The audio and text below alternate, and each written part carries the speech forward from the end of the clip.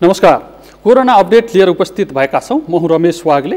तस्बिर corona virus चीनको वुहानमा सन् 2019 को अन्तिम दिन अर्थात् डिसेम्बर 31 तारिकमा देखिएको थियो, जसले अहिले विश्वका 209वटा राष्ट्र प्रभावित बनाइसकेको छ। त्यसबाट नेपाल पनि अछुतो छैन। नेपालमा माघ 10 गते नै पहिलो केस देखिएको हो, तर त्यति बेला त्यो केस जब ठिक भयो अनि सरकारमा रहेकाहरूले पनि भिजिट नेपाल 2020 लाई प्रवर्धन गर्ने तर्फ प्राथमिकता राखियो। कोरोना भाइरस आउँछ र यो हालको परिस्थिति निर्माण हुन्छ भन्ने आकलन गरिएको थिएन।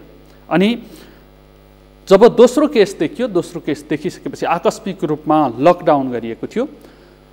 चैतको 11 गते सुरु भएको लकडाउन तेस्रो पटक म्याद थप्दाखेरि वैशाख 3 गतेसम्म पुगिसकेको छ र मङ्गलबार प्रधानमन्त्रीले गरेको सम्बोधनलाई आधार मान्ने हो भनेदेखि पुनः 1 हप्ता थपिने सङ्केतहरू देखिएको छ, किनभने प्रधानमन्त्रीले आगामी 2 हप्ताका लागि तयार रहेन र जस्तासुकै कष्ट सहेर भए पनि कोरोनाबाट बच्नका लागि देशवासीका नाममा सम्बोधन गर्दा आह्वान गरिसक्नु भएको छ। नेपालमा 9 जना कोरोना सङ्क्रमितहरू छन्। हाम्रो सकारात्मक पक्ष, राम्रो पक्ष नै भन्नुपर्छ कि सबैको स्वास्थ्य अवस्था त्यति गम्भीर छैन र स्थानीयमा एउटा मात्रै केस फैलिएको देखिएको छ र यो दोस्रो चरणमा प्रवेश गरेको घोषणा गरिएको छ।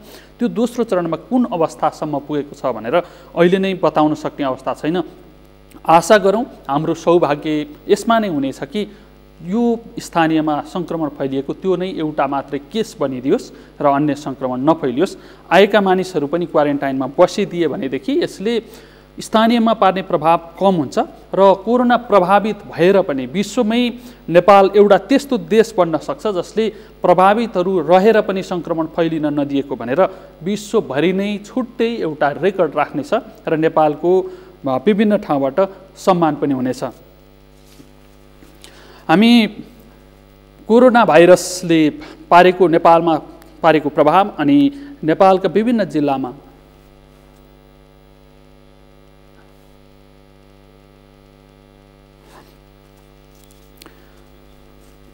हामी कोरोना भाइरसको नेपालमा भइराखेको तयारी, यसैगरी विभिन्न जिल्लाहरूले गरेको आन्तरिक गृह कार्य, स्थानीय तहहरूबाट भइरहेको काम, राहत वितरण, नागरिकहरू कोरोनाका कारणले परेका नागरिकहरूका समस्या, नागरिकलाई त्यो समस्याबाट बाहिर निकाल्नका लागि 3वटै तहका सरकारले गरेका कामहरू, सङ्घ, प्रदेश र स्थानीय सरकारले संयुक्त रूपमा काम गरिरहेका छन्। सङ्घ सरकारले स्थानीय सरकार मार्फत राहत वितरण गर्ने भनिरहेको छ। यसरी राहत वितरणको प्रयास पनि भइरहेको छ र विगतमा जस्तो व्यक्तिले राहत बाँड्ने कुरालाई चाहिँ ठिक हुँदैन भनेर यसपटक प्रमुख प्रतिपक्षी दलसहित सब अधिकांशले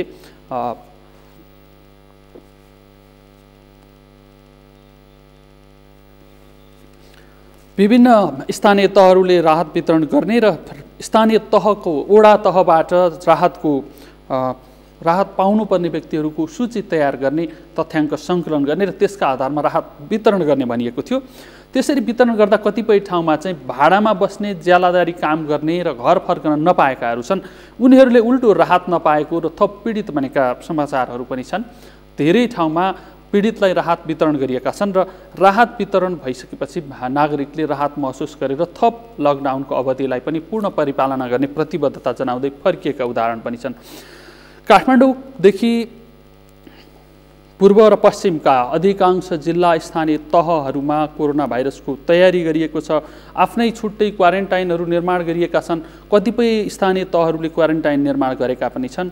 विदेशबाट नागरिकहरू घर फर्किएका पनि छन्, तर क्वारेन्टाइनमा बस्न नमानेर क्वारेन्टाइन खाली हुने अनि स्थानीयमा जोखिम बढिराखेको चिन्ता आम नागरिकहरूमा बढिरहेको छ। यसले एकातिर स्थानीय तहहरूले लकडाउनलाई पूर्ण परिपालना गर्ने र कोरोना भाइरस फैलिन नदिनका लागि विदेशबाट आएका र उनीहरूसँग संसर्गमा भइसकेका स्थानीय नागरिकलाई समेत क्वारेन्टाइनमा राख्ने र उनीहरूमा लक्षण देखिएमा छुट्टै राखेर आइसोलेसनमा उपचार गर्ने भन्ने जुन खालको तयारी गरिएको थियो, त्यो तयारी त भयो, नागरिक स्तरमा चाहिँ त्यसका प्रभावहरू परेन, जसको कारणले गर्दाखेरि विदेशबाट आएका नागरिकलाई न त घर परिवारले क्वारेन्टाइनमा बस्नुपर्छ र सुरक्षित भइसकेपछि मात्रै घर आउनुपर्छ भनेर बुझाउन सकेका छन्, न त विदेशबाट आउनेहरू नै सचेत भएर क्वारेन्टाइनमा जाने काम चाहिँ भइरहेको छ। यसले कोरोना सङ्क्रमण यदि आएको छ भनेदेखि हामी थप जोखिममा छौँ है भन्ने खतराको घन्टी बजाइराखेको अवस्था छ। तर यो खतराबाट हामी बाहिर निस्किनका लागि सङ्घीय सरकारले गरेको तयारीमा आम नागरिकले पनि जो विदेशबाट आउनुभएको छ उहाँहरूले पनि आफू सुरक्षित रहने, परिवारलाई सुरक्षित राख्ने र समग्र देशलाई नै कोरोनाबाट सुरक्षित राख्ने यो अभियानमा भने अलिकति ऐक्यबद्धता सर्वत्र तर्फबाट नजुटेको हो कि भन्ने सङ्केतहरू चाहिँ क्वारेन्टाइनमा बस्नका लागि नागरिकहरू तयार नभएर केही दिन कष्ट सहनका लागि नागरिक तयार नभएका कारणले गर्दाखेरि पनि यस्तो भइरहेको छ। हामी सुदूरपश्चिम प्रदेशको अछामतर्फ लाग्छौँ जहाँ हाम्रा सहकर्मी सुशील भण्डारी हुनुहुन्छ। उहाँले त्यहाँ अछाम जिल्लामा चाहिँ कोरोनाको तयारी कसरी हुँदैछ, कोरोनाबाट बच्नका लागि तयारी गृह कार्य कस्तो छ हामीलाई जानकारी दिनुहुन्छ। हामी त्यतातर्फ लाग्दैछौँ। सुशीलजी। हजुर रमेशजी। अछाम जिल्लामा कोरोना भाइरसको सङ्क्रमण रोक्नका लागि चाहिँ के गृह कार्य गरिँदैछ? एउटा भारतमा र तेस्रो मुलुकमा पनि रोजगारी गरेर वैदेशिक रोजगारबाट आउनेहरूको ठुलो सङ्ख्या भएको जिल्ला भनेर अछाम जिल्लालाई पनि चिनिन्छ। त्यहाँको तयारीबारे जानकारी गराउनुहोस् न। एकदमै रमेशजी, जुन सुदूरपश्चिमकै एकदमै कोरोना भाइरसबाट जोखिम मानिएको सुदूरपश्चिम प्रदेश, त्योभित्र पनि अति जोखिम मानिएको अछाम जिल्लाका प्राय सम्पूर्ण नागरिकहरू भारतमा गएर रोजगार गर्ने गर्दछन् र भारतको भरोसामा बाँचिरहेका छन्। अहिले पनि अछाम जिल्लाका 10वटै स्थानीय तहमा क्वारेन्टाइनको व्यवस्था गरिएको छ। तथापि क्वारेन्टाइनमा कतिपय स्थानीय तहले बनाएका क्वारेन्टाइन फेसनको रूपमा प्रयोग भएका छन्। त्यहाँ क्वारेन्टाइनमा अहिलेसम्म कुनै पनि नागरिकहरूलाई राखिएको छैन र मङ्गलसेनमा मात्र भारतबाट आएका करिब 51 जनालाई राखिएको छ। त्यसै गरी हिजो मात्र तपाईँको तुर्माखात गाउँपालिका, जुन अछामको कुनै विकट भौगोलिक रूपमा विकट रहेको तुर्माखात गाउँपालिका, अछाम कैलाली र सुर्खेतसँग सीमा जोडिएको उक्त गाउँपालिकामा बाहिर जिल्लाबाट आएका राति चोरी सीमाबाट आएका करिब 3 जनालाई क्वारेन्टाइनमा राखिएको हामीले खबर पाएका छौँ। त्यसै गरी अछामका स्थानीय तहले जुन चासो त देखाएका छन्, तर जुन बाहिरबाट आएका नागरिकहरूलाई, बाहिरबाट आएका मान्छेहरूलाई राख्न भने सकिरहेका छैनन्। तर 2-3वटा स्थानीय तहले क्वारेन्टाइनमा राखेका छन् भने अन्य स्थानीय तहले अहिलेसम्म पनि राख्न सकिरहेका छैनन्। अझै पनि अछाम जिल्लाका केही स्थानीय तहमा बाहिरबाट आउने मान्छेहरूको चहलपहल रातारात पनि बढिरहेको छ। त्यसै गरी जुन अछामको ढकारी गाउँपालिका, पूर्वी अछामको भित्तमा पर्ने सुर्खेत, अछाम र कैलालीसँग सीमा जोडिएको उक्त गाउँपालिकामा पनि हिजो अस्ति मात्र त्यहाँका करिब 4वटा वडामा पर्ने जिल्लासँग सिमाना जोडिएको नाकालाई सिल गरिएको छ। गाउँपालिकाभित्रबाटै स्वयंसेवक परिचालन गरी उक्त नाकामा स्वयंसेवकहरू राखिएको छ र उक्त नाकाहरू अहिलेको लागि बन्द गरिएको छ। सुशीलजी, अहिले तपाईँले भन्दै हुनुहुन्छ कि सुरुमा मङ्गलसेनमा मात्र 51 जना भारतबाट आएकाहरूलाई क्वारेन्टाइनमा राखिएको थियो। अहिले अर्को गाउँपालिकामा केही व्यक्तिहरू थपिएका छन्। तर केन्द्रबाट गएको विशेषज्ञ सहितको टोलीले स्वाबहरू लिएर नमुना परीक्षणका लागि काठमाडौँ फर्किएको भन्ने पनि समाचार आएको छ। ती स्वाबहरू चाहिँ कोबाट ल्याइयो? त्यो क्वारेन्टाइनमा बसेका व्यक्तिहरू मात्रै त त्यति धेरै रहेनछन्। यो जुन आज मात्र स्वाब परीक्षण गरेर, स्वाब सङ्कलन गरेर नेपाली सेनाको हेलिकप्टर सहितको टोली काठमाडौँ फर्किसकेको छ। हिजो मात्र अछाम जिल्लाको मङ्गलसेन नगरपालिकाबाट 107 जना र बैलपाटा अस्पतालबाट 51 जना, जसमध्ये क्वारेन्टाइनमा रहेका मङ्गलसेन नगरपालिकाका 51 जना, त्यसै गरी सुरक्षामा खटिएका नेपाली सेना, नेपाल प्रहरी, त्यसै गरी यो स्वास्थ्य सेवामा खटिएका स्वास्थ्य कर्मी र क्वारेन्टाइनमा बसेका व्यक्तिहरूको जुन भित्र खाना पकाउने भान्सेहरूलाई समेत गरी करिब 151 जनाको हिजो 107 जनाको हिजो स्वाब सङ्कलन गरिएको थियो भने बैलपाटा अस्पतालमा पनि अस्पतालभित्र रहेका बिरामी र त्यही अस्पतालमा तैनात भएका सुरक्षाकर्मी र स्वास्थ्य कर्मीहरूको लगाएर 51 जनाको स्वाब परीक्षण गरिएको थियो भने जुन आज मात्र अछामको पूर्वी अछामको 4वटा स्थानीय तह, कमलबजार नगरपालिका, पञ्चदेउल विनायक नगरपालिका, ढकारी गाउँपालिका र तुर्माखात गाउँपालिकाका 4वटा स्थानीय तहका जनतालाई केन्द्रित गर्दै त्यहाँबाट करिब 68 जनाको स्वाब सङ्कलन गरिएको छ। ती स्वाब सङ्कलन गर्नेहरूमा करिब केही भित्रकै केही स्वास्थ्य कर्मी र बाहिरी जिल्लाबाट, बाहिरी देशबाट आएका केही नागरिकहरू रहेको हामीले खबर पाएका छौँ। सुशीलजी, त्यहाँ तथ्याङ्क सङ्कलन गरिएको छ कति मानिसहरू भारतबाट र तेस्रो मुलुकबाट आएका छन्, तीमध्ये कसको स्वास्थ्य अवस्था कस्तो छ भनेर स्थानीय तहबाट अनुगमनको जिम्मेवारी पनि सङ्घीय सरकारले स्थानीय तहबाटै गर्ने गरी व्यवस्था गरेको छ। त्यसको अनुगमन अनुसार तथ्याङ्क सङ्कलन गर्ने र अनुगमन गर्ने काम भइरहेको छ। अथवा बसेको स्थानीय तहमा बाहिरी जिल्ला र बाहिरी देशबाट आएका नागरिकहरूको तथ्याङ्क सङ्कलन वडा स्तरबाटै भइरहेको छ र उनीहरूको अवस्था कस्तो छ भनेर स्थानीय तहका जनप्रतिनिधि कर्मचारीहरू रात दिन नभनेर उनीहरूको स्वास्थ्य अवस्था बुझ्न खटिरहेका छन् र अहिलेसम्म त्यस्तो केही पनि लक्षणहरू देखा नपरेको हुँदा केही व्यक्तिहरू आफ्नै होम क्वारेन्टाइनमा बसिएका छन् भने कोही व्यक्तिहरूलाई जुन गाउँपालिका नगरपालिकाले निर्माण गरेका क्वारेन्टाइनमा राखिएको छ। धन्यवाद सुशीलजी। उहाँ हुनुहुन्थ्यो हाम्रा अछाम सहकर्मी सुशील भण्डारी, हामीलाई अछाममा गरिएको तयारीका विषयमा जानकारी दिँदै हुनुहुन्थ्यो। अछाम भारतमा रोजगारीका लागि भारतमा एकदमै धेरै निर्भर हुने र तेस्रो मुलुकमा जाने कुरा त नेपालको बाध्यता नै छ। त्यहाँबाट आएका मजदुरहरू जो मजदुरी गरेर फर्किएका नागरिकहरू छन् उनीहरू क्वारेन्टाइनमा नबसिदिने, सेल्फ क्वारेन्टाइनको विषयमा पनि राम्रोसँग ज्ञान नहुने, जसको कारणले गर्दाखेरि कोरोना जोखिम कतै एकदमै महामारीको रूपमा फैलिएर ठुलो जोखिम त हामीले मोल्नुपर्ने होइन, हाम्रो देश नै समस्यामा पर्ने त होइन भनेर चिन्ता बढिरहेको छ। विश्वमा 14,36,841 जनाको मृत्यु भएको भनेर केही बेर अगाडिको अपडेटमा हामीले जानकारी प्राप्त गरेका छौँ। 14,36,841 प्रभावित छन् कोरोनाबाट सङ्क्रमित, 82,421 जनाको मृत्यु भइसकेको छ भने 3,03,728 जना कोरोना लागेर पनि सङ्क्रमणबाट मुक्त भएका छन्, अर्थात् निको भएर घर फर्किएका छन्। यस्तो अवस्थामा सबैभन्दा बढी अमेरिकामा प्रभावितहरू छन् अनि त्यसपछि 1 लाख उसमा अमेरिकामा 4 लाख प्रभावितहरूको कोरोना सङ्क्रमितहरूको सङ्ख्या 4 लाख नागिसकेको छ। त्यसै गरी इटली, स्पेन, जर्मनी, फ्रान्स सहितका देशहरूमा पनि 1 लाख बढी सङ्क्रमित भइसकेको अवस्था छ। मृत्यु हुनुको सङ्ख्या यति ठुलो भइसक्यो र यो एकमुष्ट रूपमा विवरणहरू सङ्कलन गर्ने काम त भइरहेको छ, तर यसलाई रोक्नका लागि यतिन्जेलका प्रयासहरू सार्थक भइरहेका छैनन्। मानिसहरूको रोग प्रतिरोधी क्षमताले धान्न सक्ने अवस्था अनुसार निको भइरहेको छ, तर यो औषधिले निको भयो र अबका लागि यो औषधि सिफारिस गरिन्छ भनेर डाक्टरले उपचार गर्ने विधि पाउन सकिरहेका छैनन्, जसको कारणले गर्दा यसमा अनुसन्धानमा खट्नेहरूका लागि टाउको दुखाइको विषय बनिरहेको छ भने डाक्टरहरू पनि उपचारमा संलग्न हुँदै गर्दाखेरि पनि आफ्नो जोखिमलाई पनि हेरेर त्रसित हुनुपर्ने अवस्था छ। यसले यो गम्भीर प्रकृतिको उपचार नै नभएको अथवा लागिसकेपछि मृत्यु नै हुने प्रकारको रोग होइन, तर पनि लागिसकेपछि कस्तो अवस्थामा मृत्यु हुन्छ भन्ने कुरा भन्न सक्ने अवस्था छैन। कम उमेरका मानिसहरूलाई पनि सताइरहेको अवस्था छ, बढी उमेरका मानिसहरू यसबाट प्रभावित छँदैछन्।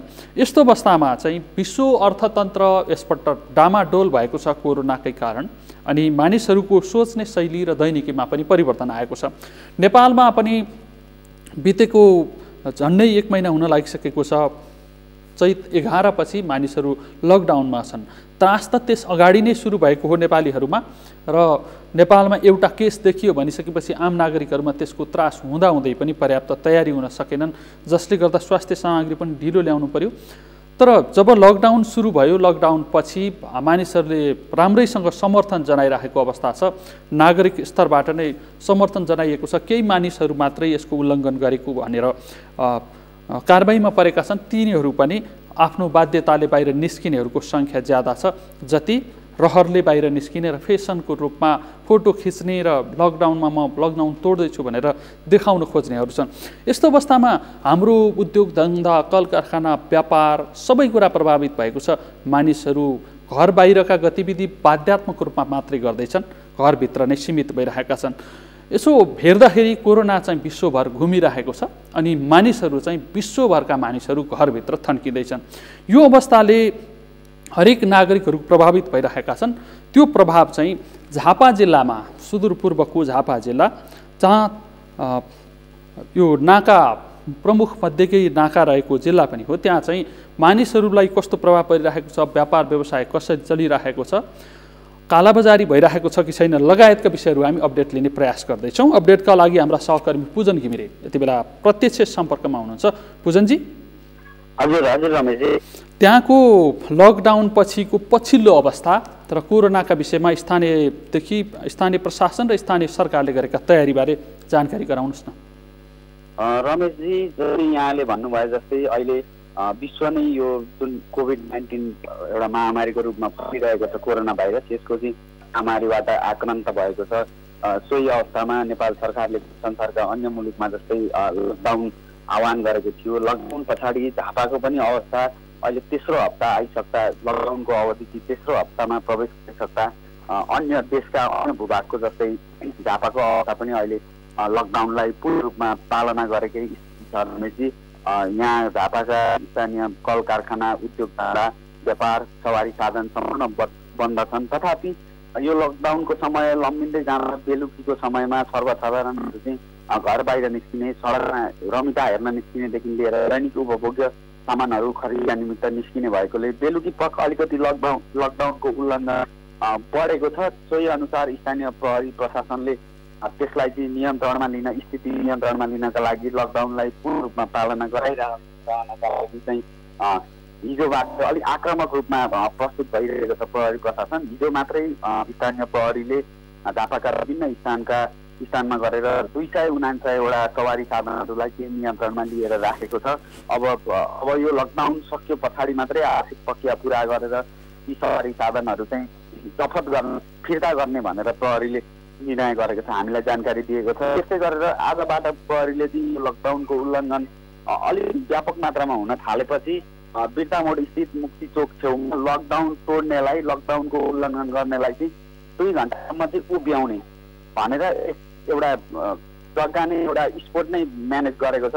भनेको खुल्ला हिरासतमा राखेर सजाय दिएपछि मात्रै छोड्ने व्यवस्था गरेको छ? होइन, त्यस्तो होइन।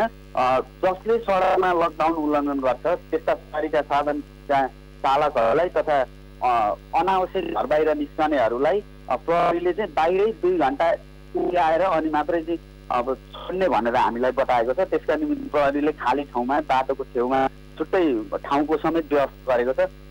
यी विविध कुराहरूले स्थानीय प्रहरी प्रशासनको सक्रियताका कारणले विगतका दिनहरूमा जस्तो बेलुकी पक्ष जसरी अलिक उल्लङ्घन हुने स्थिति थियो, यो चाहिँ अब नियन्त्रणमा आउँछ कि भन्ने एउटा चाहिँ आश जागेको अवस्था छ रमेशजी।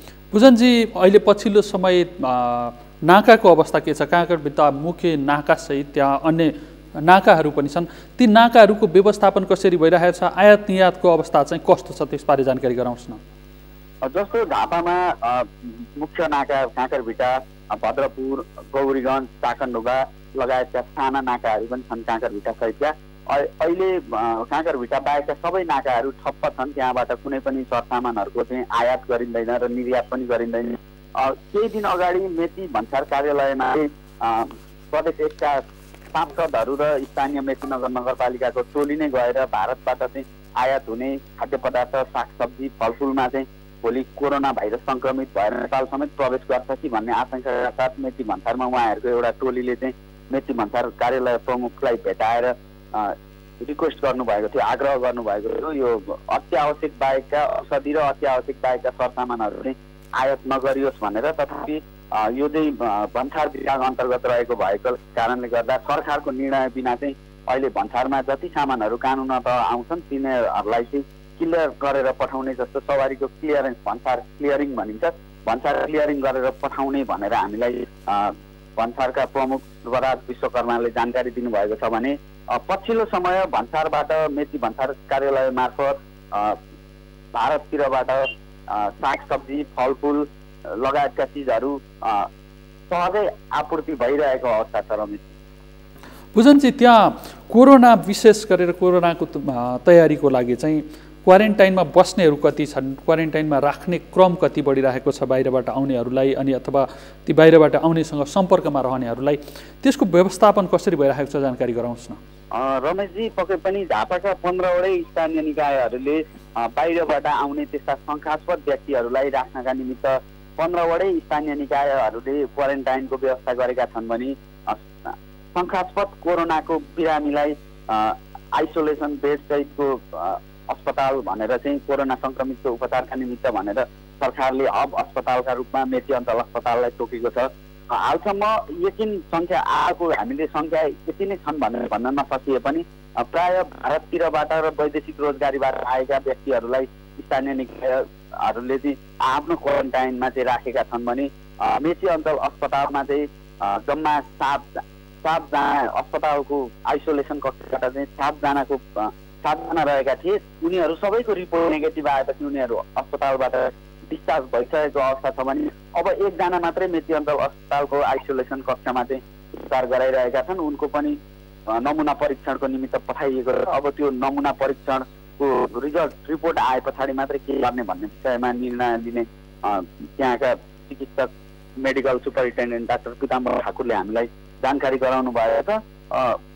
यसपालि झापाका सबै निकायहरूमा आफ्नो स्थानीय निकायले क्वारेन्टाइन निर्माण गरेका छन्। साथै झापाको खबलगुडीमा चाहिँ स्थानीय निकाय र नेपाली सेना लगायतका सङ्घ संस्थाहरूले चाहिँ त्यहाँ एउटा क्वारेन्टाइन निर्माण गरेका छन्। त्यहाँ पनि उल्लेख्य रूपमा चाहिँ बाहिरबाट आएका भारततिरबाट आएका वैदेशिक रोजगारीमा गएर आएका व्यक्तिहरू अहिले बसिरहेको अवस्था छ। रहेछ पूजन चाहिँ त्यहाँ श्रम गरेर बस्नेहरू बाहिरी जिल्लाबाट आएकाहरू जो घर फर्कन पनि पाएका थिएनन् उनीहरूलाई राहत वितरण कसरी भइरहेको छ? स्थानीय तहहरूले त्यहाँ आफ्नो एरियाभित्र आफ्नो क्षेत्रभित्र रहेका सबैलाई राहत वितरण गर्दैछ कि स्थानीय तहमै भोटर्स अथवा नागरिक भएकै मानिसहरूले मात्रै गरिरहेको छ कि त्यसको अवस्था के छ? सँगसँगै त्यहाँ कालोबजारीका समस्याहरू अन्यत्र छन्, त्यहाँ चाहिँ छ कि छैन यो पनि जानकारी गराउनुहोस्। जस्तो अहिले पछिल्लो समयमा भारतीय मजदुरहरू जो चाहिँ यो सीमावर्ती जिल्ला भएका कारण पनि झापाका विभिन्न सहरमा निर्माणका क्षेत्रमा चाहिँ धेरै भारतीय मजदुरहरूको प्रयोग हुँदै आएको छ। सोही अनुरूप केही समय अगाडि भारतीय मजदुरहरू चाहिँ लकडाउन भए पछाडि भारततिर प्रवेश गर्नका निमित्त भनेर पूर्वी नाकातिर पुगेका थिए। उनीहरूलाई समेत स्थानीय प्रशासन र स्थानीय निकायले नियन्त्रणमा लिएर मेची नगर 4 स्थित क्वारेन्टाइनमा राखेको छ। उनीहरू 34 जना रहेका छन्। उनीहरूलाई स्थानीय निकायले खुवाउने राख्ने र स्वास्थ्य सामग्रीको व्यवस्था मिलाएको छ।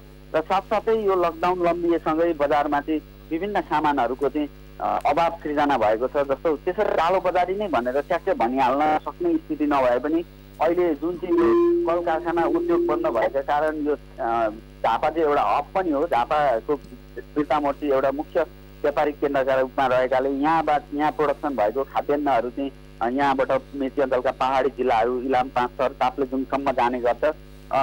त्यसमा चाहिँ अलिक केही प्रभाव परिरहेको छ। जस्तो यहाँको धान मिलहरू बन्द हुँदाखेरि चाहिँ अनि लेबर नहुँदाखेरि मजदुरहरू नहुँदाखेरि चाहिँ अब प्रोडक्सनमा उत्पादनमा समस्या भएको भनेर हामीलाई मिल सञ्चालकहरूले वाणिज्य सङ्घका पदाधिकारीहरूले जानकारी गराउनु भएको छ।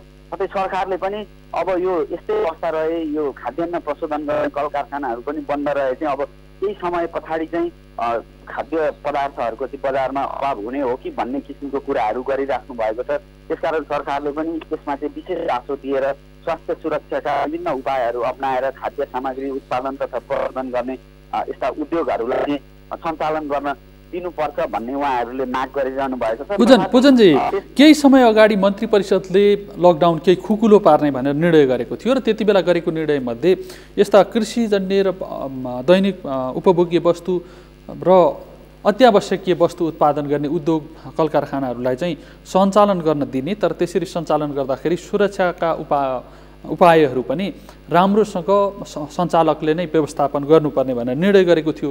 त्यसको प्रभाव चाहिँ धान मिलहरूमा पनि परेको छैन? होइन, जस्तो यो लकडाउनलाई कार्यान्वयन गर्ने र अन्य यो आइसोलेसन कक्षको निर्माण, क्वारेन्टाइनको निर्माण, त्यसै गरी नाकामा वारिपारी लुकीछिपी वारिपारी गर्नेहरूको चाहिँ निगरानीका निमित्त गरी प्रशासन तथा सिडिओ कार्यालयका पदाधिकारीहरू संयन्त्रहरू त्यतातिर बढी व्यस्त भएको कारणले सरकारले जुन निर्णय गरेको छ त्यसलाई उद्योगीहरू बीच समन्वय नभएको हो कि भनेर यो कुरालाई भन्न सकिन्छ। अहिलेसम्म हालसम्म झापाका कुनै पनि त्यस्तो खाद्य पदार्थ उत्पादन गर्ने प्रशोधन गर्ने उद्योगहरू चाहिँ चालु अवस्थामा रहेका छैनन्। रमेश,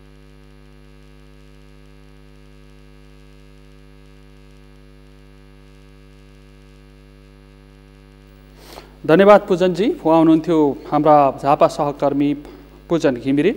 हामीलाई झापाको यथार्थ अवस्थाबारे जानकारी दिँदै हुनुहुन्थ्यो। कोरोनाको प्रभाव विस्तार हुन नदिनका लागि स्थानीय तहहरूले क्वारेन्टाइन बनाएर अभ्यास गरिरहेका छन् अनि अलिकति शङ्कास्पद भएका बिरामीहरूलाई मेची अञ्चल अस्पतालमा लगेर आइसोलेसन वार्डमा उपचार गरिएको थियो। ती पनि ठुलो सङ्ख्या चाहिँ घर फर्किसकेको छ। अब एकजना मात्रैको अवस्था रिपोर्ट आउन बाँकी भएकोले गर्दाखेरि हस्पिटलमा राख्नुपर्ने अवस्था छ। झापा यति बेलासम्म सङ्क्रमितहरूको आशंका गरिएका व्यक्तिहरूबाट पनि मुक्त छ। बाहिरबाट आएका मानिसहरूमा पनि लक्षण देखिने अवधि अब करिब अन्तिम चरणमा पुगेको हुनाले गर्दा एउटा आशलाग्दो अवस्था झापाको छ। अन्यत्र पनि जहाँ सीमा क्षेत्र छन् त्यहाँ सीमा क्षेत्र भारतमा कोरोनाको प्रभाव अलिकति बढी नै विस्तार भइसकेको हुनाले गर्दाखेरि कोरोना सङ्क्रमितहरू भारतबाट नेपाल आए कि भनेर चिन्ता गर्नुपर्ने अवस्था छ। सँगसँगै नेपालका विभिन्न ठाउँहरू जो भारतमा सङ्क्रमण फैलिसकेपछि तराई पहाड हिमालका विभिन्न ठाउँहरूका कामदारहरू भारतबाट नेपाल हतार गर्दै भागेर आएका छन्। केही मानिसहरू त सीमा क्षेत्रमै रोकिएर बस्नुपर्ने परिस्थिति पनि बनेको छ भने त्यसरी भागेर आएका व्यक्तिहरू पनि क्वारेन्टाइनमा छुट्टै बसिदिएका छैनन् भनेर एउटा त्रास बढिरहेको छ। यो त्रास रोक्नका लागि चाहिँ स्थानीय सरकारले, प्रदेश सरकारले, सङ्घीय सरकारले आवश्यक पहल त गरिरहेका छन्, तर त्यसरी गरेको पहल प्रयास चाहिँ सार्थक बनिरहेको छैन। यस्तो बन्न नसक्नुको एउटा मात्रै कारण भनेको छ बाहिरबाट आउने मानिसहरू जो आफै सचेत भएर मलाई क्वारेन्टाइन बस्नुपर्छ, आवश्यक सुविधा बरु म यतिन्जेलको लागि सुविधा खोज्दिनँ, 2 हप्ताका लागि म क्वारेन्टाइन बस्छु भन्ने परिस्थिति निर्माण भइदिएको थियो भनेदेखि नेपाल सुरक्षित छ कोरोनाबाट र नेपालले एउटा विश्व नै यति धेरै सङ्क्रमणबाट प्रभावित भएका बेला नेपाल कम प्रभावित भयो भनेर गर्व गर्ने अवस्था पनि बन्न सक्थ्यो। अझै त त्यो अवस्था बन्ला कि भनेर आश गर्ने परिस्थिति छ।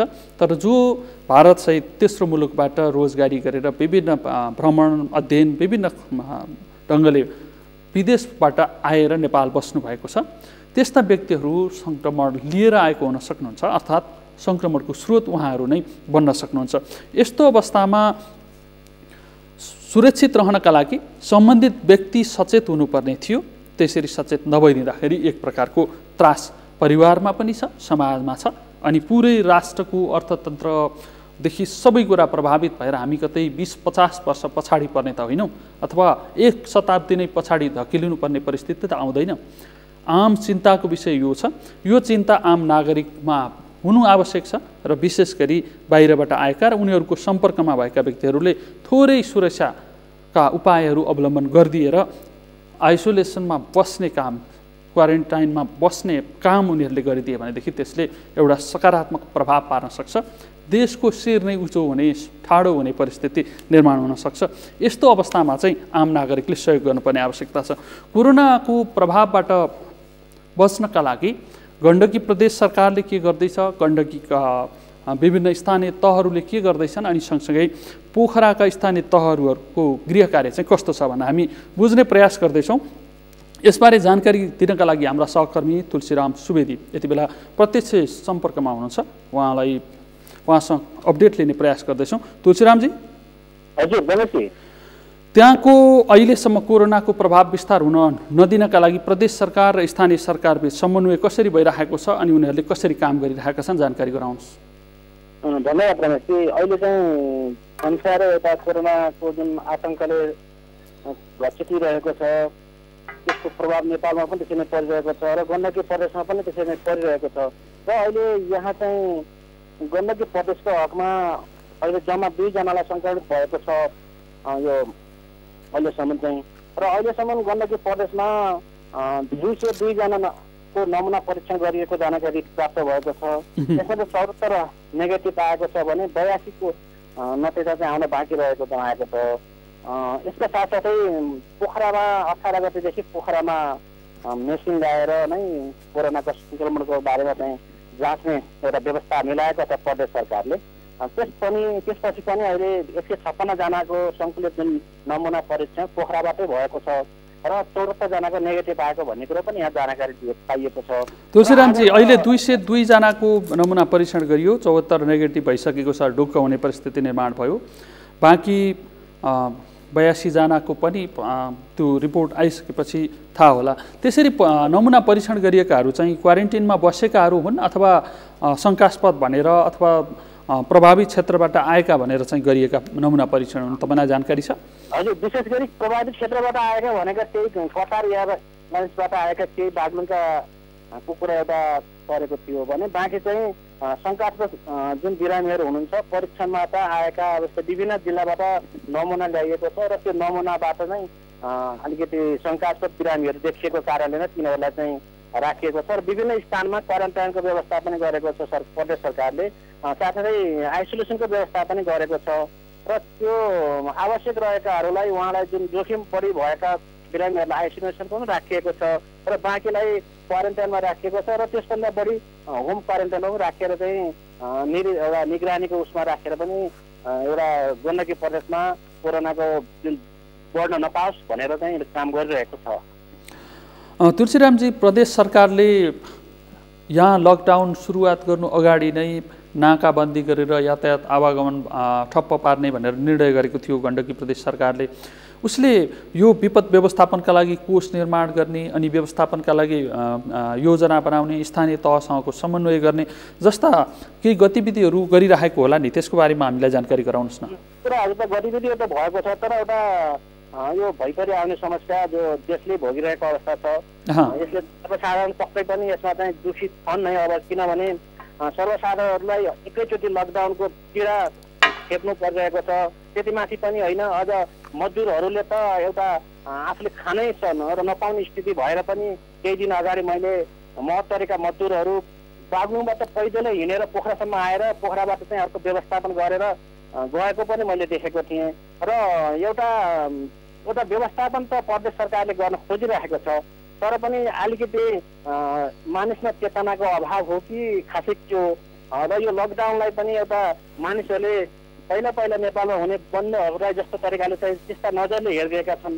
दिनमा खासै त्यति धेरै बाटाहरूमा नहिँडे पनि अब साँझको बेला भने एउटा जुन बन्द खोलेपछिको माहौल चाहिँ एउटा बजार अथवा बस्तीहरूमा चाहिँ हुने गरेको चाहिँ पाइएको छ। र आजको हकमा पनि कास्की प्रहरीले 2356वटा मोटरसाइकल, यस्तै गरी 24वटा गाडी र 3577वटा सर्वसाधारणहरूलाई चाहिँ यो तपाईँहरू चाहिँ लकडाउनको उल्लङ्घन गर्नुभयो भनेर चाहिँ एउटा निगरानी गर्ने क्रममा चाहिँ उहाँलाई सम्झाएको छ र कारबाही पनि गरेको भन्ने कुरो जिल्ला प्रशासन कार्यालय कास्कीले जनाएको छ। रमेशजी, तुलसीरामजी, स्थानीय तहहरूले आफ्नै स्थानीय तहभित्र क्वारेन्टाइन निर्माण गर्ने कुरा अनि त्यहाँ बाहिरबाट आएका मानिसहरूलाई परिवारसहितलाई काउन्सिलिङ गरेर त्यहीँ बस्नका लागि आउन तयार बनाउने कुरा त्यो चाहिँ कतिको गरिरहेको पाइएको छ?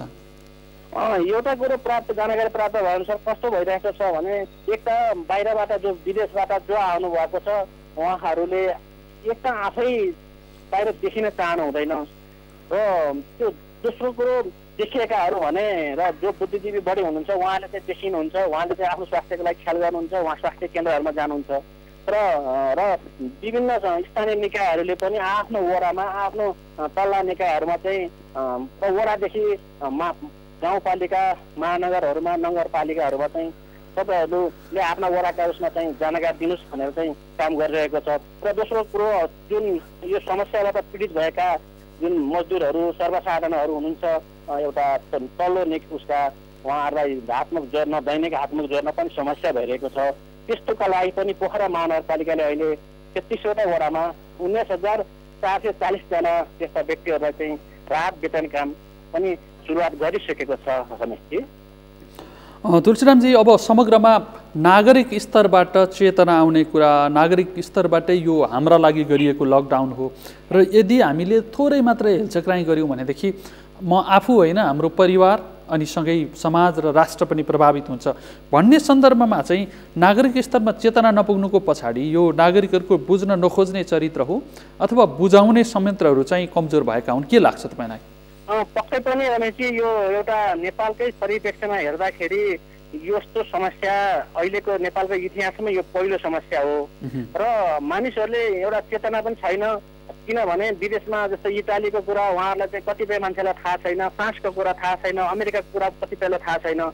उहाँहरूले त्यो सामान्य रुगाखोकी जस्तो ठान्नुहुन्छ। सायद एउटा चेतना जनचेतना फैलाउन नसकेको कारण एउटा हुनसक्छ भने दोस्रो एउटा लापरवाही पनि हुनसक्छ, व्यक्तिगत लापरवाहीको कारण पनि यसो हुनसक्छ।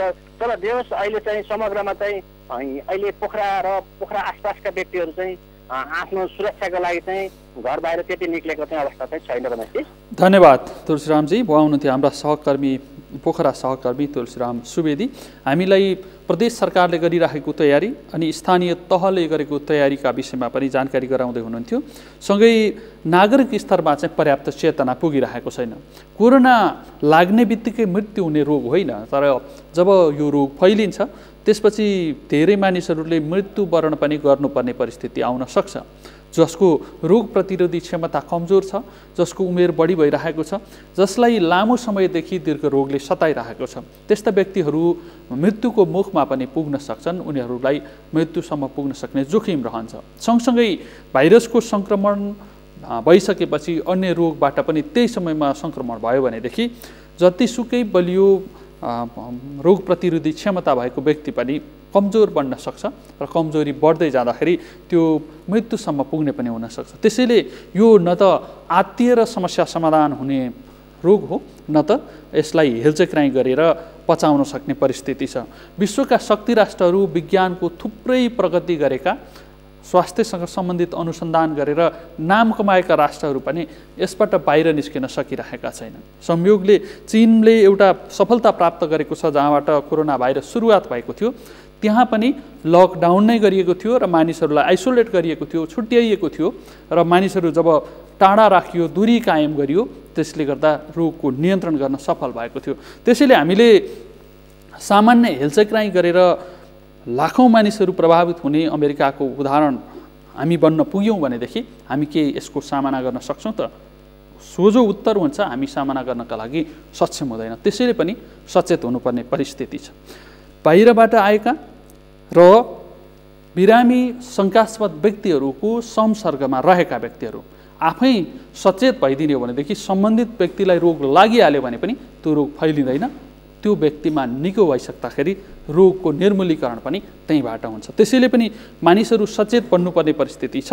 मानिसहरूले यो लकडाउनलाई जबरजस्ती लादिएको बन्दको रूपमा हेर्नुपर्ने परिस्थिति छैन। यो मानिसहरू स्वयंले लगाउने कर्फ्युका रूपमा ग्रहण गरियो भनेदेखि बल्ल यसबाट बच्न सहज हुन्छ। कोरोना रोगको सङ्क्रमणको जोखिम हिमाल, पहाड, तराई कुनै पनि भूभागमा छैन, कमजोर छ भन्ने अवस्था छैन। किनभने कामदारहरूलाई विदेशमा पठाएर उनीहरूले पठाएको रेमिटान्सको ठुलो अंश राज्य सञ्चालनको, राज्यको कुल ग्राहस्थ उत्पादनमै योगदान गर्ने देश हो यो। बाहिरबाट फर्किने मानिसहरू अहिलेका लागि भने जोखिम बनिरहेका छन्। यस्तो जोखिम चाहिँ गण्डकी प्रदेशको लमजुङमा कस्तो छ हामी बुझ्ने प्रयास गर्दैछौँ। हाम्रा सहकर्मी शान्ता कमली हामीलाई जानकारी दिनका लागि प्रत्यक्ष सम्पर्कमा हुनुहुन्छ। शान्ताजी। हजुर रमेशजी। लमजुङमा कोरोना भाइरसको सङ्क्रमण फैलिन नदिनका लागि स्थानीय तह, स्थानीय प्रशासनले गरेका तयारीहरू कस्ता छन् हामीलाई जानकारी गराउनुहोस्। लमजुङको 8वटा स्थानीय तहका स्थानीय जुन जनप्रतिनिधिहरू हुनुहुन्छ, यति बेला उहाँहरू चाहिँ विभिन्न घर घरमा पुगेर, टोल टोलमा, वडा वडामा पुगेर चाहिँ जुन विदेशबाट आएका मानिसहरूको तथ्याङ्क सङ्कलन गरिरहनु भएको छ। हालसम्म लमजुङ जिल्लामा 280 जना चाहिँ विदेशबाट आएको डाटा हामीले प्राप्त भएको छ र जिल्ला प्रशासन कार्यालयको तथ्याङ्कमा पनि 280 जना चाहिँ लमजुङ जिल्लामा प्रवेश गर्नुभएको छ। बाहिरी जुन विदेशबाट आउने शान्ताजी, हजुर लमजुङमा 280 जना विदेशबाट भित्रनु भएको छ, भारत सहित तेस्रो मुलुकबाट होला सायद, हैन त? ती विभिन्न मुलुक र भारतबाट फर्किएका 280 मध्ये क्वारेन्टाइनमा बस्ने मानिसहरूको सङ्ख्या कति छ, त्यसको तथ्याङ्क छ तपाईँसँग? मङ्गलबारको डाटा अनुसार जुन जिल्ला प्रशासन कार्यालय लमजुङको जुन डाटा तथ्याङ्क अनुसार चाहिँ लमजुङ जिल्लामा 114 जना क्वारेन्टाइनमा बसेर चाहिँ उहाँहरू 14 दिनको बसाइपछि फर्किसक्नु भएको छ भने हाल 24 जना मात्र क्वारेन्टाइनमा हुनुहुन्छ। जुन यो 114 जना चाहिँ उहाँहरू क्वारेन्टाइनमा बसेर जानुभएको हो भने अरू चाहिँ अझै पनि होम क्वारेन्टाइनमै हुनुहुन्छ, तर जिल्ला प्रशासन कार्यालय जुन स्थानीय तहले निर्माण गरेको क्वारेन्टाइनमा चाहिँ बस्नु भएको छैन। शान्ताजी, यहाँ स्थानीय तहले निर्माण गरेका क्वारेन्टाइनहरूमा विदेशबाट आएका नागरिकहरू पनि बस्न नजानु अनि परिवारका सदस्यहरूले पनि जोखिम हुन्छ है भनेर स्थानीय तहले बनाएको त्यहाँ क्वारेन्टिन छ, त्यहाँ गएर बस्दिनु भयो भनेदेखि हामी सुरक्षित हुन्छौँ अनि हामी सँगसँगै समाज र देश पनि सुरक्षित हुन्छ भनेर त्यो खालको सुझाव दिन नसक्नुका पछाडि चाहिँ के कुराले काम गरिरहेको छ? मानिसहरूले कोरोना मलाई लाग्दैन भनेर हेलचेक्राइ गरिरहेका छन् कि स्थानीय तहहरूबाट क्वारेन्टाइन निर्माण गर्ने काम भयो तर जनचेतना बढाउने काम चाहिँ हुन सकेन? के देखिन्छ त्यहाँ चाहिँ? जस्तै स्थानीय तहले चाहिँ जुन यो क्वारेन्टाइन निर्माण गर्दाखेरि तछाड मछाड गरेर होइन कसले धेरै बनाउँछ भन्ने एउटा प्रतिस्पर्धा जस्तै भएको थियो र बनाउँदा जिल्लामा 949वटा क्वारेन्टाइन त निर्माण भयो। तर जुन स्थानीय तहले निर्माण गरेको क्वारेन्टाइनमा बस्ने मान्छे भने अहिले विभिन्न स्थानमा बनाइएका क्वारेन्टाइन खाली जस्तै रिक्त भएका छन्। कारण जस्तै हामी स्थानीय तहलाई भन्दा पनि हामी आफै सचेत छैनौँ कि जस्तो लाग्छ। यता अर्को कुरा चाहिँ स्थानीय तहका जनप्रतिनिधिहरू पनि सदरमुकाम लगायतका नजिकै भएका बस्तीहरूमा चाहिँ पुग्नु भएको, जुन यो दुर्गमको ठाउँमा चाहिँ नपुगेको जस्तो हामीले आभास गरेका छौँ। भनेको नागरिकहरूबाट हेलचक्राइ गर्ने काम पनि भएकै छ, सँगसँगै स्थानीय तहले पनि कतिपयले त धेरै सङ्ख्यामा त्यो जहाँ विदेशबाट आउने र त्यहाँभित्र पनि सङ्क्रमण एकदमै फैलियो भने मात्रै आवश्यक पर्ने गरी 400 भन्दा बढी बेडको क्वारेन्टिन निर्माण गर्ने काम पनि भएको भनेर तपाईँले पठाएको रिपोर्ट मार्फत हामीले जानकारी पाएका थियौँ। त्यहाँ चाहिँ कस्तो छ तयारी? स्थानीय तहहरूले क्वारेन्टाइन बनाएको यति बेडको बनायौँ भनेर समाचार गर्न जति उत्साही भए त्यसै गरी नागरिकहरूलाई त्यो क्वारेन्टाइनसम्म पुर्याउने, परिवारका सदस्यहरूलाई पनि सुरक्षित रहनका लागि आफ्नो आफन्त बाहिरबाट आएकोलाई पठाउनुहोस् भन्ने त्यसको काउन्सिलिङ गर्ने काममा चाहिँ कतिको सक्रियता देखिएको छ? अलिकति हामीले बुझेअनुसार जिल्लामा 949वटा क्वारेन्टाइन बने तापनि जुन यो मानिसहरू जुन आउनु परेको थियो 280 जना त विदेशबाटै आएको हुनुहुन्छ, उहाँहरू पनि क्वारेन्टाइनमा बसेको चाहिँ हामीले डाटामा पाएका छैनौँ। किनकि जिल्ला प्रशासन कार्यालय जुन यो सिडिओको नेतृत्वमा हुने विपद व्यवस्थापन समिति छ उसले चाहिँ सक्रियताका साथ काम गरेको छ। तर काम गर्दा पनि के भएको छ भन्दाखेरि कता हामी चुकेका छौँ कि विदेशका मानिसहरू विदेशबाट आएका मानिसहरूलाई चाहिँ हामीले ल्याउन नसकेको हो कि जस्तो पनि कमजोरी देखिएको छ। र अर्को कुरा उनीहरू भन्दाखेरि हामीले खबर पाए अनुसार चाहिँ आफै बस्न आउन नमानेको भन्ने पनि छ र आएका पनि 9 जनाको चाहिँ लमजुङ जिल्लाबाट जुन यो स्वाब परीक्षण गरिएको थियो 9 जनाको रिपोर्ट चाहिँ नेगेटिभ आएको छ। कोरोना परीक्षणको रिपोर्ट कोरोना नभएको आइसकेपछि मानिसहरूमा एउटा खुसी त मिलेको छ। तर 280 जना विदेशबाट आएका छन्। ती विदेशबाट आएका व्यक्तिसँग प्रत्यक्ष सम्पर्कमा हुनेको सङ्ख्या हेरियो भने त्यो ठुलो सङ्ख्या हुन आउँछ। तर क्वारेन्टिनमा गएर बस्नेहरूको सङ्ख्या चाहिँ 124 जना फिर्ता भइसके र 114 जना फिर्ता भइसके र 24 जना भनेको 138 जनाको मात्रै छ। यसले स्थानीय नागरिकहरूमा चाहिँ कोरोना कतै फैलिने हो कि भन्ने त्रास कतिको देख्न सकिन्छ?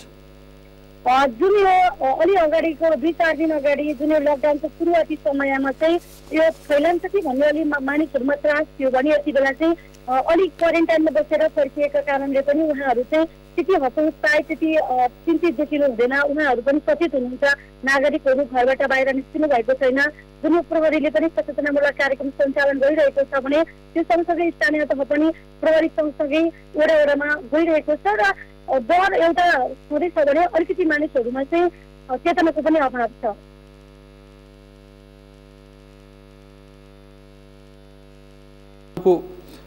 शान्तजी, त्यहाँको बजारको अवस्था कस्तो छ? उपभोग्य सामानको आपूर्ति उपभोक्ताको पहुँचमा कतिको छ? अनि अन्यत्र पनि मूल्य वृद्धि आकाशियो कालाबजारी भयो भनेर भनिएको थियो, त्यहाँ चाहिँ त्यसको व्यवस्थापन कसरी भइरहेको छ? यहाँ चाहिँ जुन आपूर्ति व्यवस्थापन समिति पनि जिल्लामा गठन गरिएको छ, त्यसले सक्रिय रूपमा काम गरेको छ। तर पनि यहाँ अलिकति कालोबजारी मास्ककै कुरा गरौँ, सेनिटाइजरकै कुरा गर्दा पनि त्यहाँ मिति उत्पादन मिति र एक्सपायरी मिति पनि नभएको सामानहरू यहाँ बिक्री भएको भनेर हामीले गुनासो पाइरहेका छौँ। र यहाँ चाहिँ कालोबजारी भएकै छ। निरन्तर अनुगमन पनि भएको छ। अनुगमनका बिच पनि जस्तै 50-30 रुपियाँ पर्ने मास्कलाई यहाँ मेडिकलहरूले 50 रुपियाँमा बेचिरहेका छन् भने त्यसै गरी 100 जुन यो खाद्यान्न लगायतका सामग्रीहरू पनि यहाँ मूल्य नै बढेको छ। केही दिन अगाडि मात्रै 120 रुपियाँ किलो सुन्तला यहाँ अहिले 180 रुपियाँमा बिक्री भइरहेको पनि हामीले प्राप्त गरेका छौँ। शान्तजी, त्यहाँ उपभोग्य सामान जस्तो खाद्य सामग्रीहरू अनि सहरी क्षेत्रमा इन्धनको रूपमा प्रयोग हुने एलपी ग्यास, त्यसको मूल्य वृद्धि भएको छ अथवा सामान्य अवस्थामै बिक्री भइरहेको अवस्था छ? यहाँ चाहिँ के छ भन्दाखेरि कुनै कुनै खाद्य पसलहरू, किराना पसलहरू खुले तापनि उहाँहरूले चाहिँ सामान छैन अथवा आवश्यक सामान छैन र केही ल्याएको पछि मात्र ल्याएको, लकडाउन पछि भनेर पनि केही मात्रामा बढी रकम लिएको पनि हामीले थोरै जानकारी पाएका छौँ। र यहाँ चाहिँ त्यस्तो समस्या भन्दा पनि समस्या चाहिँ छैन, तर आपूर्ति भइरहे तापनि यहाँ थोरै मात्रामा भए पनि चलखेल जस्तै अब अलिकति बढी चाहिँ नागरिकले तिर्नु परेको अवस्था छ।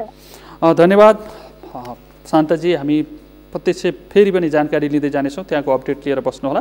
उहाँ हुनुहुन्थ्यो हाम्रा लमजुङ सहकर्मी शान्त कमली, हामीलाई जानकारी दिँदै हुनुहुन्थ्यो कोरोना सङ्क्रमण नदिनका लागि स्थानीय सरकार र स्थानीय प्रशासनले गरेका संयुक्त रूपमा गरेका प्रयास, स्थानीय तहहरूले क्वारेन्टाइन बनाउनका लागि चाहिँ कसले बढी बनाउने भनेर 10 शय्यादेखि 400 भन्दा बढी शय्याका क्वारेन्टाइनहरू निर्माण गरेका छौँ भनेर बडाबडमा सूचना दिनका लागि हतारिएको देखिन्थ्यो। तर तिनै स्थानीय तहमा थुप्रै नागरिकहरू विदेशबाट आएर घर परिवारसँगै बसेका छन्, जसले उनीहरू यदि सङ्क्रमित छन् भनेदेखि उनीहरूका परिवार समाज हुँदै राष्ट्रलाई नै जोखिममा पारिराखेका हुन्छन्। त्यस्ता व्यक्तिहरूलाई क्वारेन्टिनसम्म ल्याउनको लागि काउन्सिलिङ गर्ने, परिवारका सदस्यहरूलाई पनि काउन्सिलिङ गर्ने र उनीहरूलाई त्यो परामर्श मार्फत तयार बनाउने र 14-15 दिनसम्म म क्वारेन्टाइनमा बस्छु र म आफू सुरक्षित रहन्छु, परिवार सुरक्षित राख्छु, समाज हुँदै राष्ट्रलाई सुरक्षित राख्छु, त्यो भावना नागरिक स्तरमा जगाउनका लागि स्थानीय तहहरू असफल भएका छन्। किनभने नागरिकका सबैभन्दा निकटका सरकार भनेका स्थानीय तह हुन्। उनीहरू मार्फत नै आम नागरिकले सबै कुरा लिने हुन्। जसरी अहिले स्थानीय तह मार्फत नै पीडित नागरिकलाई राहत वितरण गरिँदैछ, त्यसै गरी प्राथमिक सूचना पनि स्थानीय तह मार्फत नै नागरिकले प्राप्त गर्न सके र त्यसबाट कन्भिन्स भए, सहमत भयो भनेदेखि बल्ल त्यसको कार्यान्वयन हुन्छ। यो समस्या स्थानीय तहमा लमजुङमा मात्रै होइन, अधिकांश ठाउँमा देखिएको छ, विशेषतः सुदूरपश्चिम प्रदेशमा ज्यादा देखिएको छ। सुदूरपश्चिम प्रदेशमा 1.5 लाखभन्दा बढी नागरिकहरू सीमानाबाट औपचारिक रूपमा भित्रिएको तथ्याङ्क छ। त्यसबाहेक पनि थुप्रै नागरिकहरू वैकल्पिक मार्ग भएर खुला सीमाको फाइदा उठाउँदै छिरेका छन्। थुप्रै नागरिकहरू अहिले भारतबाट फर्किने क्रममा सीमा नाकाबाट नेपाल भित्रिन नपाएपछि भारतीय क्वारेन्टाइनमा नि बस्न बाध्य छन्। भारतको क्वारेन्टाइनमा उनीहरू बस्दै गर्दाखेरि अमानवीय व्यवहार सहनु परेको भनेर गुनासो पनि आइरहेको छ। कतिपय स्थानमा राम्रोसँग गरेको भनेर भारतीय सरकारी पक्षले पनि काउन्सिलिङ गरेको, स्वाब परीक्षण गरेको र उनीहरूलाई धैर्यतापूर्वक 14-15 दिन बस्नका लागि आग्रह गरेको भनेर फोटोहरू पनि सार्वजनिक भएका छन्। अर्काको देशमा काम गरेर खान बाध्य नागरिकहरू स्वदेश भित्रिन खोज्दैछन्। भित्रिन खोज्दै गर्दाखेरि यता स्थानीय तहले बनाएका थुप्रै क्वारेन्टिनहरू खाली छन्। उनीहरूलाई भित्रिँदै गर्दा पनि आफ्नो ठाउँमा पुग्ने र त्यहाँ पुगेर क्वारेन्टिनमा बसेर परिवारलाई पनि सुरक्षित राख्ने र आफू पनि सुरक्षित हुने सन्दर्भमा काउन्सिलिङ गर्न सक्नु पर्थ्यो। त्यहाँ सरकार चुक्यो भनेर पनि विभिन्न प्रश्नहरू उठिरहेका छन्, जुन प्रश्न सर्वोच्च अदालतसम्म पनि पुगेर सर्वोच्च अदालतले आउन चाहने नागरिकलाई नरोक्नु भनेर आदेश दिनुपर्ने अवस्था पनि आएको छ। तर अब त्यसको कार्यान्वयन कसरी हुन्छ भनेर हेर्ने अवस्था छ। हामी कोरोना अपडेटमा छौँ। कोरोनाले विश्वलाई नै आतंकित बनाइरहेको छ। हिजोसम्म मानिसहरूको राजनीतिक, आर्थिक, सामाजिक क्षेत्रमा हामीले यति प्रगति गऱ्यौँ, हामी यसो गर्छौँ, यस्ता कार्यक्रम ल्याउँछौँ, फलानु मुलुकले यसरी सुरुवात गरिरहेको छ, त्यो मोडलको फलोवर्सहरू यी छन्, यस्ता प्रकारका समाचारहरू बन्ने गर्थे। बहस पैरवी पनि त्यही ढङ्गले हुने गर्थ्यो। तर आजको दिनमा विश्वभर नै एउटै टपिक, एउटै शीर्षकले बहसको वातावरण बनाइरहेको छ। त्यो बहस कोरोना भाइरसको। कोरोना भाइरस चीनबाट सुरुवात भएको छ। चीनले एकदमै कम क्षतिमै त्यसलाई व्यवस्थापन गरेको छ, तर विश्वमै यसले ठुलो प्रभाव विस्तार गरिरहेको छ। केही मुलुकहरू छन् जहाँ आजसम्म पनि कोरोना भाइरसको सङ्क्रमण पुगिसकेको छैन, उनीहरू सुरक्षित भएर बसेका छन्। तर उनीहरू पनि त्यही कोरोनाबाट बच्नका लागि गृह कार्य गर्नुपर्ने र आउन नदिनका लागि चाहिँ सचेत भएर बस्नुपर्ने छ। कोरोना भाइरसको जोखिमभन्दा बाहिर विश्वको बहस अहिले केन्द्रित हुन सकिरहेको छैन। त्यसैले नेपालमा पनि कोरोना भाइरसको बहस नहुने कुरा भएन, किनभने 9 जना सङ्क्रमित भइसकेका अवस्था छ। 9 जना मध्ये 1 जना ठिक भएर घरमै सामान्य जीवनमा फर्किएको अवस्था छ। बाँकी 8 जना सङ्क्रमितहरूको घरमा पठाउने अवस्था पनि सिर्जना भइरहेका छैनन्। दोस्रोचोटि गरिएका परीक्षणहरूमा पनि कोरोना पोजिटिभ अर्थात् कोरोनाले नछोडेका रिपोर्टहरू आइरहेका छन्। यस्तो अवस्थामा प्रदेश नम्बर 2 को जिल्ला सप्तरी, जहाँ कोरोना भाइरसको सङ्क्रमण रोक्नका लागि स्थानीय प्रशासन र स्थानीय सरकारले गरेका संयुक्त प्रयासहरू कसरी चलिरहेका छन्, सीमा क्षेत्रको जिल्ला भएको हुनाले गर्दाखेरि सीमा क्षेत्रमा कसरी कडाई गरिराखिएको छ अथवा आवत जावत चलिरहेको छ कि, त्यसका विषयमा हामी जानकारी लिने प्रयास गर्दैछौँ। हाम्रा सहकर्मी एमके माझी यति बेला प्रत्यक्ष सम्पर्कमा हुनुहुन्छ। एमकेजी,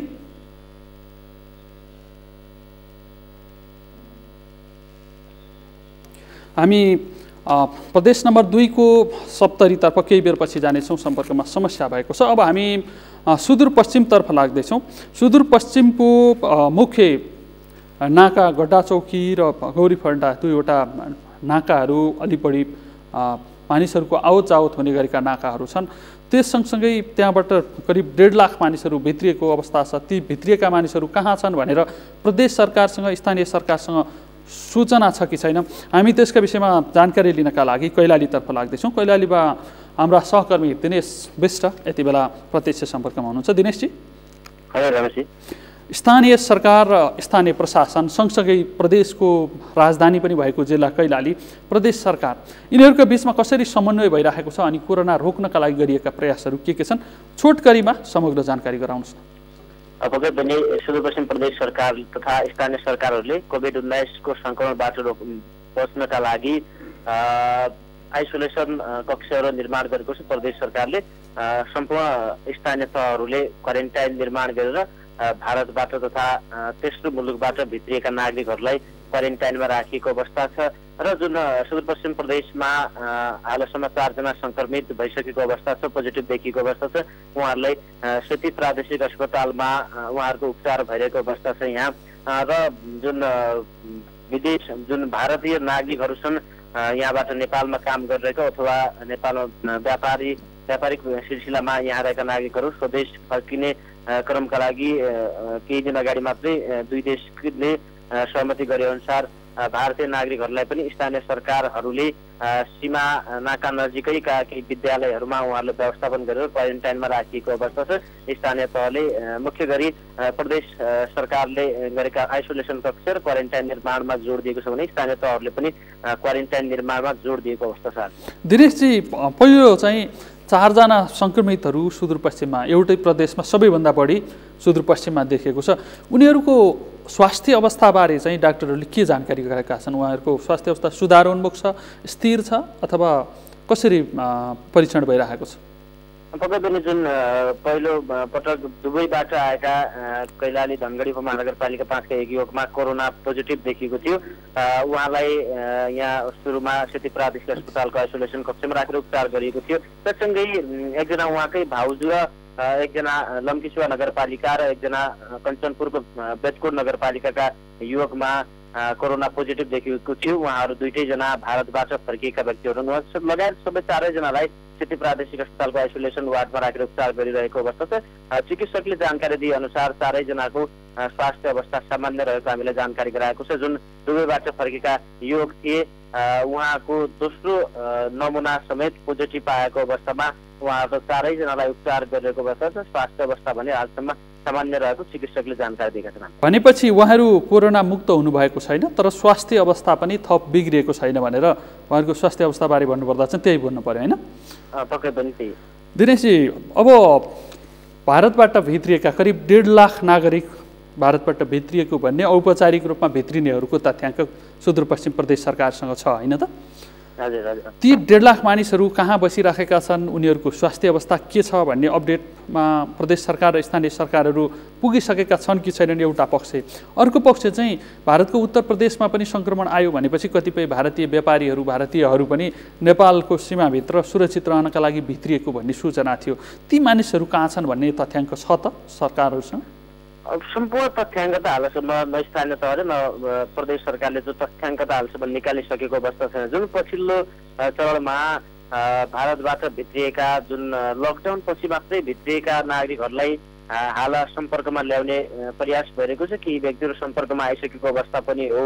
उहाँहरूको ऱ्यापिड टेस्टका लागि पनि टोली यहाँ पुगेको अवस्था छ। उहाँहरूलाई स्थानीय सरकार मार्फत क्वारेन्टाइनमा सुरक्षित क्वारेन्टाइनमा राखेर केही चाहिँ पहिल्यै क्वारेन्टाइनमा राखिसकिएको अवस्था थियो। केही जति सेल्फ क्वारेन्टाइनमा घरमै गएर बसेका थिए उहाँहरूलाई पनि क्वारेन्टाइनमा ल्याएर उहाँहरूको ऱ्यापिड टेस्ट गर्नका लागि सुरु थालिएको छ। त्यसैले जुन अवैध नाका भएर भारतबाट भित्रिएको अवस्था थियो केही स्थानीय सरकारहरूको पहलमा त्यति बेला नै क्वारेन्टाइनमा राखिएको अवस्था हो भनेपछि केही चाहिँ सरकारी निकाय प्रशासनलाई छलेर घरमै पुगेकाहरूलाई पनि अहिले प्रदेश तथा सरकार तथा स्थानीय जिल्ला प्रशासनले चाहिँ स्थानीय तहलाई उहाँहरूको तथ्याङ्क सङ्कलन गरेर उहाँलाई क्वारेन्टाइनमा ल्याउन निर्देशन दिएको। त्योसँगै केही व्यक्तिहरू क्वारेन्टाइनमा आएको अवस्था र केही 2-3 जना अस्पतालसम्म पनि पुगेको परीक्षणका लागि आफै पुगेको अवस्था पनि हो। एकिनमा यति छ हाम्रो विदेशबाट भित्रिएको यति व्यक्तिहरूलाई हामीले क्वारेन्टाइनमा ल्याइसक्यौँ र यति मान्छेहरू छन् भन्ने एकिन तथ्याङ्क भने कुनै निकायबाट आएको अवस्था छैन। दिनेशजी, करिब 1.5 लाख मानिसहरू त औपचारिक रूपमा सरकारको तथ्याङ्कमा भएरै भित्रिएका छन्। त्यसरी भित्रिएका नागरिकहरूको पनि 10% भन्दा पनि कम मात्रै थोरै मात्रै क्वारेन्टाइनमा राखिएको छ।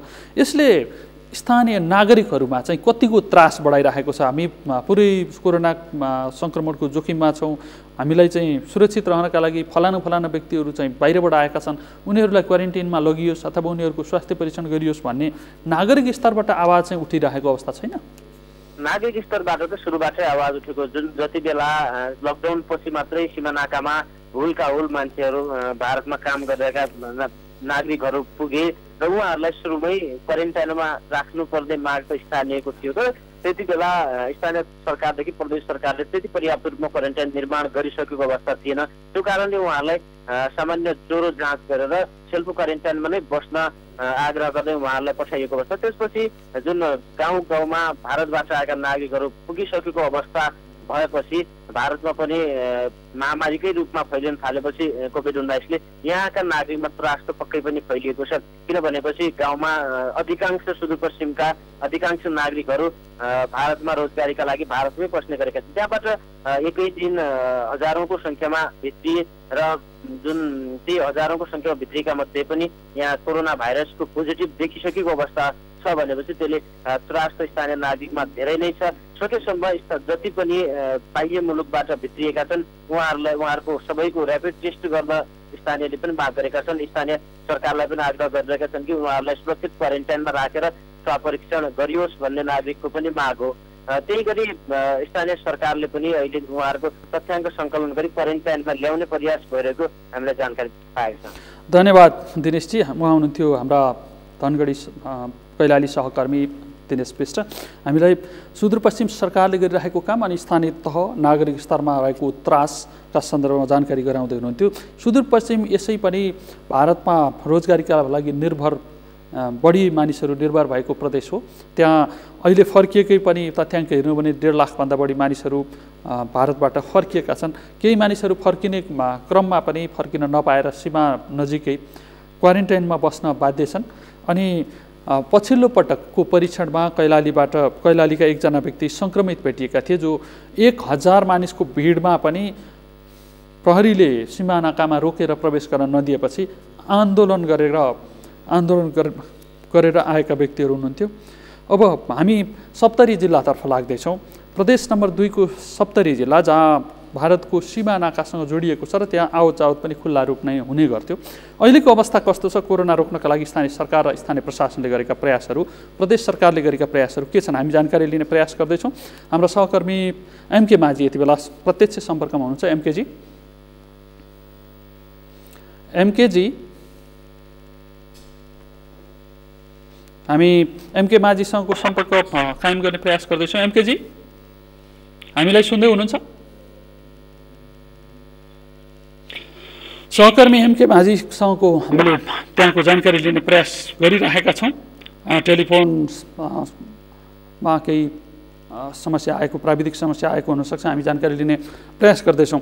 प्रदेश सरकारले, स्थानीय सरकारले, सङ्घीय सरकारले आफ्नै ढङ्गले तयारी गरिराखेको अवस्था छ। प्रधानमन्त्री राहत कोषमा सरकारी कर्मचारीहरू, त्यसै गरी प्रतिपक्षी दल लगायतको कोषको खातामा राहत जम्मा गर्ने काम भइरहेको छ।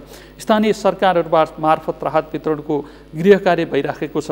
अनि केही ठाउँमा राहत वितरण गरिएका छन्, केही ठाउँमा जो दैनिक ज्याला मजदुरी गरेर बस्ने व्यक्तिहरू हुन् उनीहरूले नै राहत नपाएका गुनासाहरू पनि छन्। यी गुनासाहरूलाई पनि सम्बोधन गर्नका लागि प्रदेश सरकार, स्थानीय सरकारले विशेष ध्यान दिनुपर्ने अवस्था छ।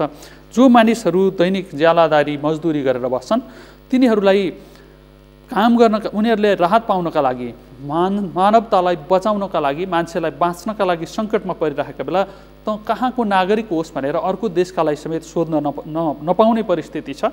तर भाडामा बस्ने अथवा स्थानीय तहमा बसोबास गर्ने मानिसहरू जो त्यहाँ ज्याला मजदुरी गरिरहेका छन् आफ्नै देशका नागरिक हुन्, उनीहरूलाई पनि राहत वितरण नगरिएको भनेर बसिरहेको अवस्था छ। त्यो अवस्थामा चाहिँ स्थानीय सरकारले कसरी काम गर्नुपर्छ, यसमा विवेकको प्रयोग जरुरी छ। मानवतालाई प्राथमिकतामा राखेर राहत वितरणदेखि हरेक गतिविधिहरू गर्नुपर्ने आवश्यकता छ। अब हामी सप्तरीतर्फ लाग्दैछौँ। सप्तरीमा हाम्रा सहकर्मी एमके माझी हुनुहुन्छ, उहाँबाट हामी जानकारी लिने प्रयास गर्दैछौँ। एमकेजी, हामीलाई सुन्दै हुनुहुन्छ? तपाईँ अन्यत्र बोल्दै जस्तो सुनिँदैछ। एमकेजी,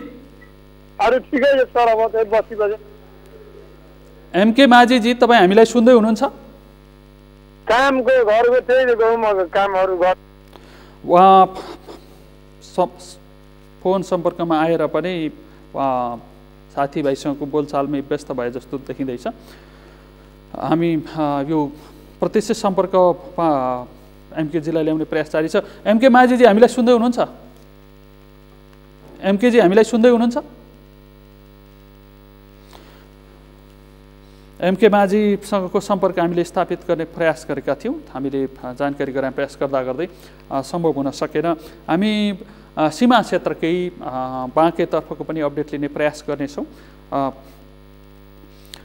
हाम्रा सहकर्मीहरूले विभिन्न ठाउँमा स्थानीय सरकारले, स्थानीय प्रशासनले गरेका कामका विषयमा हामीलाई जानकारी गराउने प्रयास गरिराख्नु भएको छ। हामी थप जानकारी दिने प्रयास गरिरहेका छौँ। विश्वभर महामारीको रूपमा फैलिएको कोरोना भाइरसको सङ्क्रमणले त्रस्त बनाएको छ अर्थतन्त्र।